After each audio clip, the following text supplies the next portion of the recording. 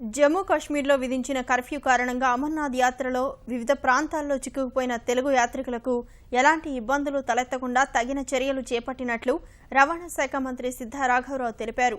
జమ్మూ కాశ్మీర్లోని వివిధ ప్రాంతాల్లో చిక్కుకుపోయిన యాత్రికులకు అన్ని సౌకర్యాలు కల్పించేలా ప్రభుత్వం చర్యలు చేపట్టిందన్నారు. ప్రకాశం జిల్లా, నెల్లూరు జిల్లా సంబంధించి సుమారు 150 మంది బల్తార్ సమీపంలో ఒక టూరిస్ట్ బస్ స్టాప్ దగ్గర వీళ్ళందరూ కూడా ఆగిపోవటం జరిగింది. అంటే కొంతమంది పోయి దర్శనం చేసుకొని వస్తున్నారు, కొంతమంది దర్శనానికి వెళ్తున్నారు. అక్కడి నుంచి అమర్నాథ్ 15 కిలోమీటర్లు. దీని మీద అక్కడ వాళ్ళంతా కూడా ఉన్నట్టు మాకు సమాచారం రావటం, అక్కడి నుంచి ఒక అతను సెల్ ఫోన్ చేసి నాకు అన్ని విషయాలు కూడా చెప్పడం జరిగింది. నేను ఇమీడియట్గా ఢిల్లీలో ఉన్న మన additional resident commissioner agri Srikanth గారితో నేను మాట్లాడాను. వారు ఎప్పటికప్పుడు వాకప్ చేస్తున్నారు. ఇప్పటికైతే అక్కడ ఎవరికి కూడా ఇబ్బంది లేదు.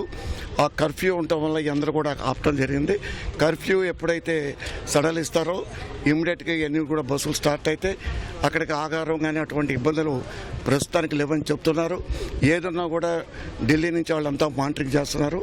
ఎవ్రీ అవర్ టు అవర్ నాకు ఎప్పటికప్పుడు మెసేజ్ ఇవ్వడం జరుగుతూ ఉంది.